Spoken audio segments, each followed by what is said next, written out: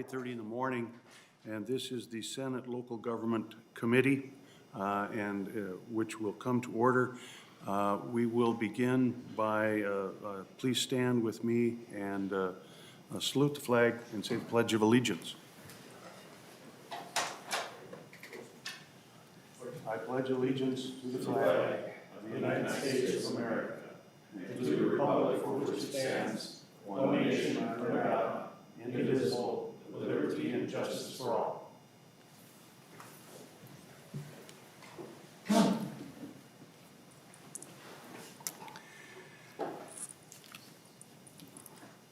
We've got a fairly short agenda, but before we get started, I just wanted to make a couple of introductory remarks. Because we are operating in a hybrid fashion, I am going to call the roll so that we have a record of who is actually attending as far as members are concerned. And then after that, I'll just let, we haven't had a chance to meet together for well over a year now. So I thought maybe we could just reintroduce ourselves to one another before we get into our business. So first of all, Mr. Linetti, if you would call the roll, please. Senator John Jasinski. Senator Scott Newman. Present. Senator Steve Swedzinski. Present. Senator Jeff Howe. Present. Senator Charles Weger. Present. Senator Carla Bigham. Present. And Senator Tori Westrom. Present.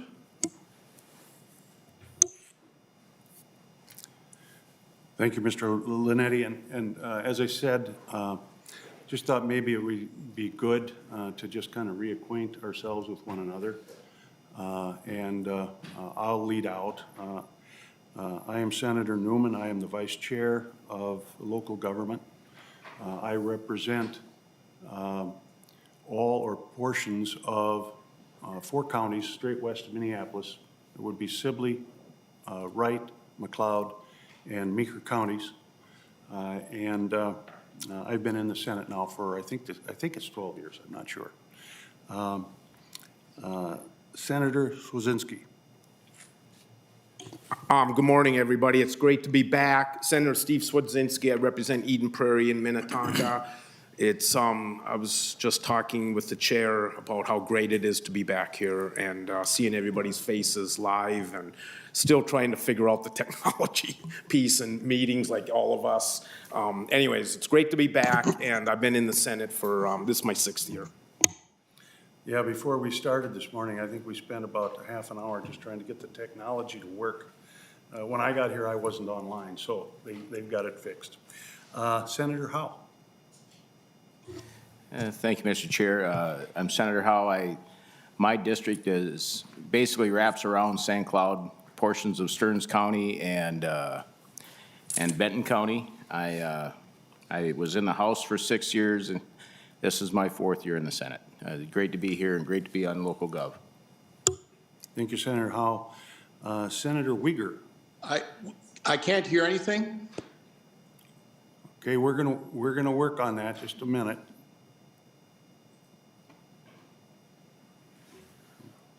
Are you able to hear anything yet, Senator Weger?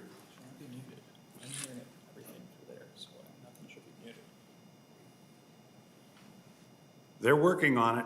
Is everybody getting audio? We can hear you. You could go ahead, Senator Weger.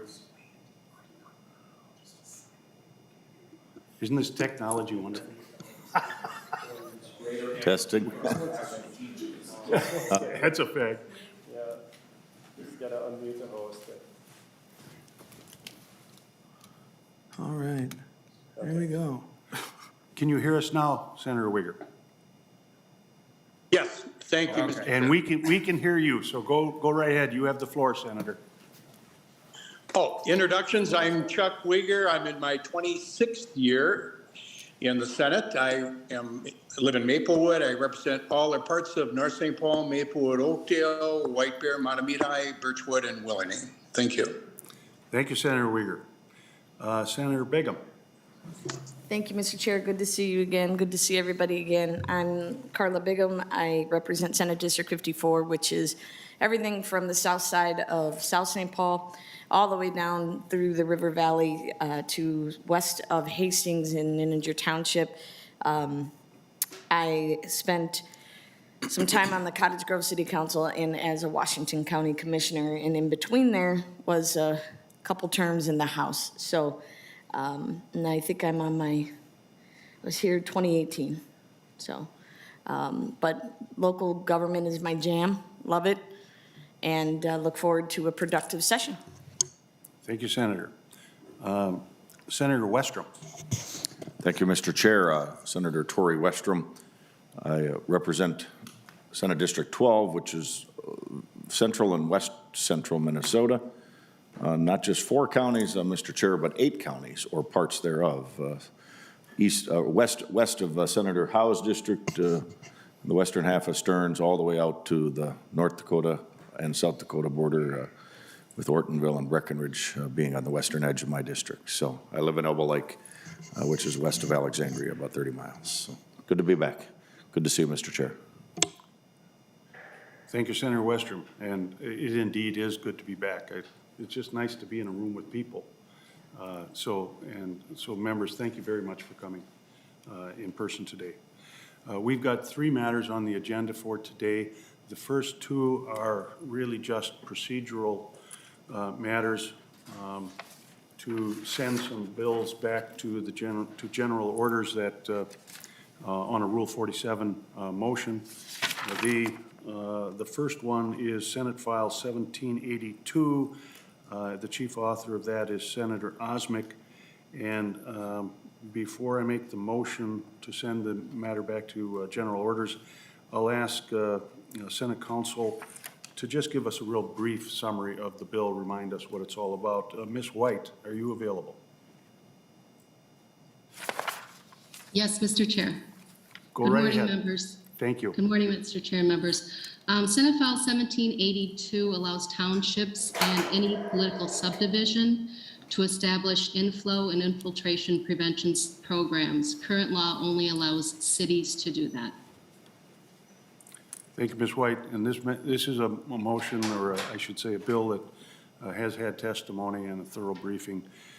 So at this point, I would move that Senate File 1782 be recommended to pass and be sent and placed on general orders. All in favor of that motion, please raise your hand and say aye. Aye. Aye. All those opposed to the motion, please raise your hand and say aye. The motion is adopted, and 1782 is on general orders. Next item on our agenda is Senate File 1974. Senator Jasinski is the chief author. And again, this will be a motion under Rule 47 to send the matter back to on general orders. Ms. White, would you please give us a brief explanation of the bill? Yes, Mr. Chair and members, this bill amends the municipal contracting law, and it increases the cap on county contracting with small with small businesses from $250,000 to $500,000. Thank you, Ms. White. Again, this bill has been vetted in the committee previously, and I would move that Senate File 1974 be recommended to pass and be placed on general orders. All those in favor of the motion, please signify by saying aye and raise your hand. Aye. All those opposed, please signal by raising your hand and saying no. The motion passes, and Senate File 1974 is recommended to pass and sent on general orders. Third item on our bill is Senator Rarick has Senate File 2248. Senator Rarick is here. He has 2 testifiers. And it's my understanding that the motion will be to place this matter on general orders and send it to the floor. Senator Rarick, as to Senate File 2248, welcome to the committee. Tell us about your bill. Thank you, Mr. Chair, members. Senate File 2248 is a simple bill. It is the City of Mora is asking to allow their PUC, their Public Utilities Commission, to go from a 3-member board to a 5-member board. And to explain why, we have the mayor from Mora and the chair of the Public Utilities Commission to explain why they would like to do that. So I'd ask the mayor to come up first.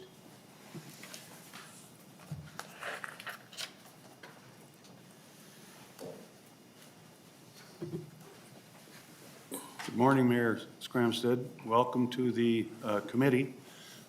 If you would state your name in full, please. Give us your title as far as Mora is concerned, and then proceed with your testimony. You have the floor.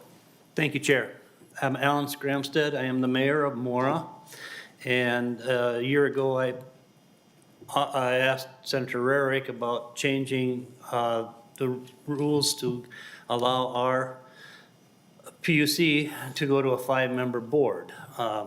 There's been some issues, not major issues, but some issues where meetings can't be held because of a lack of attendance for the utilities. And it makes it really difficult to address some of the utility issues when we have to cancel a meeting because there isn't a quorum. So I brought this up a year ago to Senator Rarick, and he has graciously spearheaded it down here, and we appreciate your vote of support for this.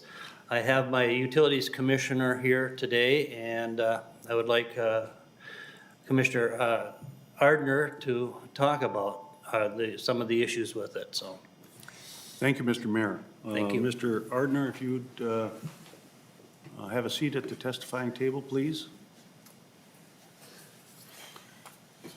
Mr. Ardner, welcome to the committee. If you would state your name in full, your position with the city, and proceed with your testimony, please. Thank you, Mr. Chair, members. My name is Greg Ardner. I am the chair of the Public Utilities Commission in the city of Mora. The PUC in Mora is a 3-person board that oversees all of our aspects of electrical, water, and sanitary water utilities within the city of Mora. This board manages a multi-million-dollar business by providing up-to-date and cost-effective utilities to our residents, to make investments to secure proper upgrades and to counter any possible catastrophic situations which might arise in the future, provide programs and incentives for customer assistance, encourage conservation through best practices and rebates, employment of staff for the very different but necessary utilities we provide, and oversee monthly collections and resolutions to provide utility service.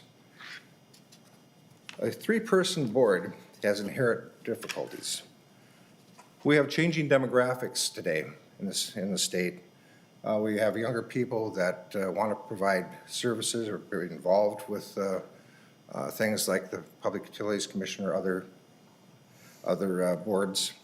Younger members seem to have conflicting priorities due to family, business, illness, or other personal items in their lives. Absence of even one member puts an extra weight on the other 2 to make major decisions for what we have to do within the city.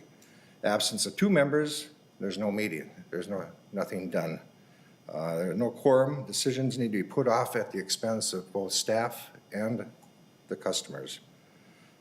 Hopefully a 5-member board would help alleviate some of these future issues.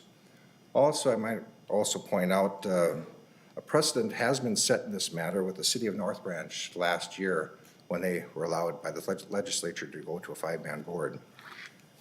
I've been involved with the city of Mora government for over 30 years.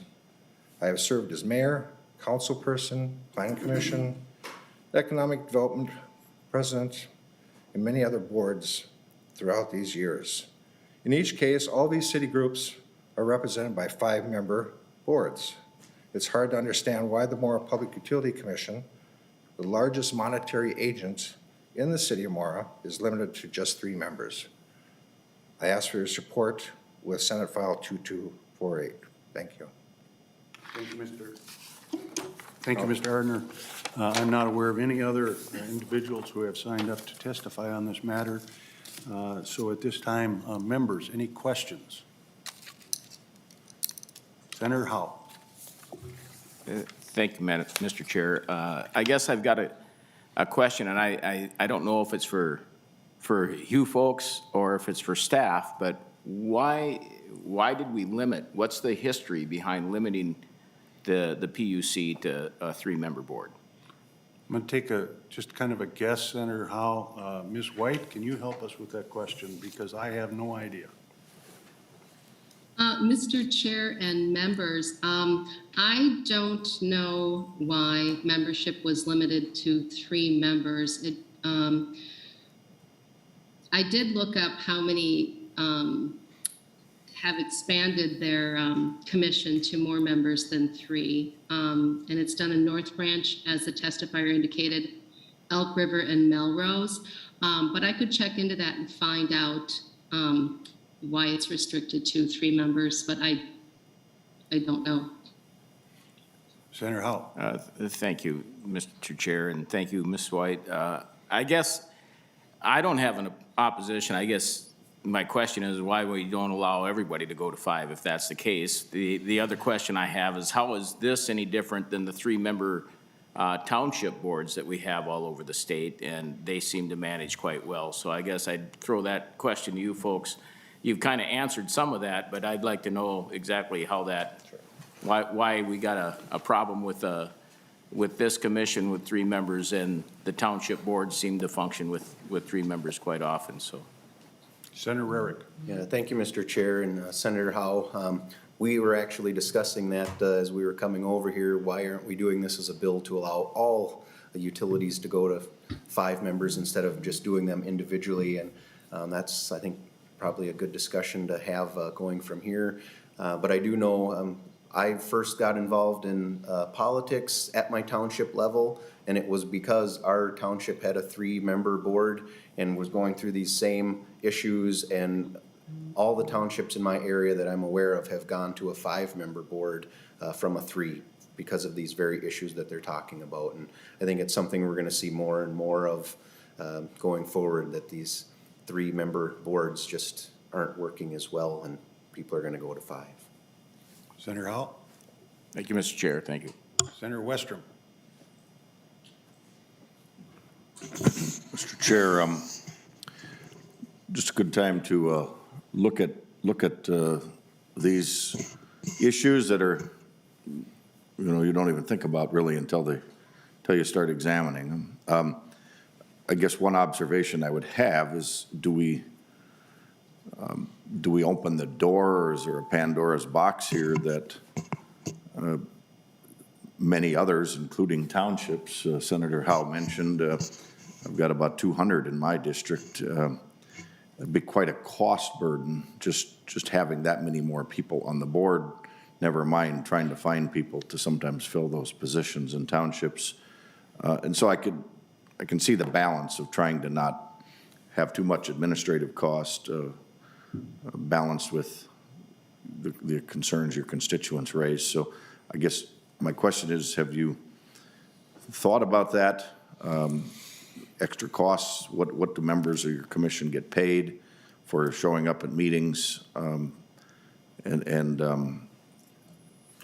Does this language make it permissive so you can go back to 3 if you decide 5 is more than you want, or for other reasons maybe doesn't fit the problem you're trying to solve?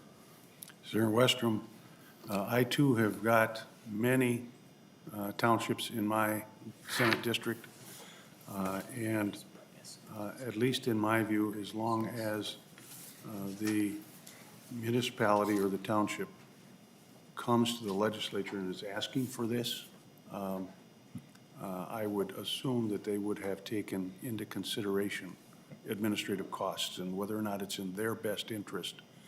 I think your observation as to whether it should be permissive rather than mandatory is a very appropriate question. Mr. Arner, did you have something that you wanted to say on this issue? Thank you, Mr. Chair. In the bill itself, it does say may be permissible, and I think that implies that certain groups, certain cities may do this and they may not. I think saying may also gives them the right to reduce down to 3 if it doesn't work out for 5, yes. And we have taken into account the costs. Senator Westrom. So, Mr. Chair, and Senator Rarick, does this apply to all PUCs then municipals, or is it individual just to Mora? I was thinking it was just to Mora, but with your response, it sounded like we're opening it up for everyone. Senator Rarick. Thank you, Mr. Chair. No, this is specific to Mora. Like I said, we discussed that maybe we should have a bill that opens it up for all so that people aren't coming back with individual bills in the future. But this bill is specific to just the city of Mora. Okay. Senator And last, Mr. Chair, if Council White could just confirm that it is permissive, the way she's drafted it. So if they go up to 5, that's okay, but if they go back to 5, they can do that as well, or back to 3, 5 years down the road. Is that the correct interpretation? Ms. White. Mr. Chair and Senator, yes, that's my understanding. The language is permissive. They may go up to 5. Under current law, they can have 3. So if they can go back, if that is something they want to do in the future. Senator Westrom. Any further discussion from anyone? Any questions? I don't see any. At this point, Senator Howe, do you have a motion? Thank you, Mr. Chair. I move that Senate File 2248 be recommended to pass and move to general orders. Motion has been made. I would ask that all those in favor of Senator Howe's motion, please signify by saying aye and raising your hand, please. Aye. Aye. All those opposed, same sign, raise your hand and say aye. The motion passes. Senate File 2248 is placed on general orders. Congratulations, Senator Rarick. Thank you, Mr. Chair. That concludes, members, all of the business that we have on our agenda for today. Any questions? It's the first meeting of the session for this committee. Anyone have any questions about anything? Seeing none, our business is completed and we are adjourned.